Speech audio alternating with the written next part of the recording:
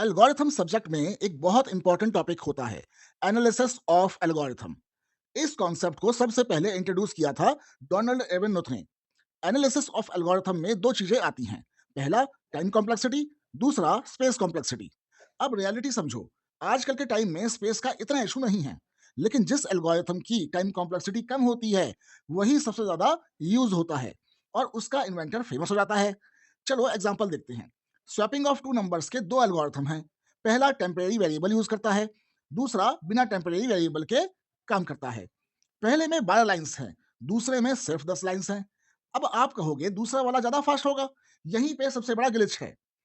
पहला algorithm simple assignment करता है, कांस्टेंट ऑपरेशन, लेकिन दूसरा एल्गोरिथम एक बार मल्टीप्लाई दो बार डिवाइड करता है। अब ध्यान से सुनो, computer directly multiply and divide नहीं करता, वो इंटरनली एडिशन रिपीट करता है।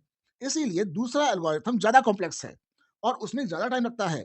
दोनों की टाइम कॉम्प्लेक्सिटी O1 है, फिर भी पहला एल्गोरिथम बेटर है। लेसन, सिर्फ लाइंस ऑफ कोड या बिग ओ को मत देखो, एक्चुअल ऑपरेशन समझो। एल्गोरिथम की टाइम कॉम्प्लेक्सिटी डिटेल में समझनी है तो गूगल पर सर्च करो com geek analysis of algorithm और फर्स्ट या सेकंड लिंक पर क्लिक करो।